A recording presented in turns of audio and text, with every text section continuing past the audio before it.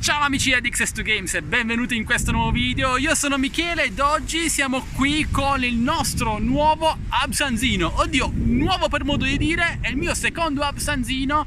Il primo non mi soddisfò appieno, l'ho preso al lancio, però mi avete detto tutti che è molto migliorato, quindi iniziamo una serie di video dedicati proprio all'Absanzino aggiornato all'ultimissima versione, sia radiocomando, drone, fotocamera, gimbal, tutto aggiornato. E in questo primo video vedremo un primo piccolissimo test di volo, poi più avanti arriveranno video più approfonditi, confronti con X8, A3 di Fimi, tanti video su questi droni per l'estate. Cosa mi ha spinto a prenderlo di nuovo? Beh, sicuramente tutti i vostri commenti in cui mi dicevate oddio, una flotta di gabbiani, speriamo bene. Dicevo, i vostri commenti in cui mi dicevate che è molto migliorato, e anche perché ragazzi ora costa davvero poco, con i coupon che vi lascio in descrizione video e su Telegram lo pagate 210 euro, che per un drone con cam 4K, gimbal 3 assi, motori brushless, GPS è davvero tanta roba. Fatemi sapere cosa ne pensate, come registra, com'è la qualità secondo voi.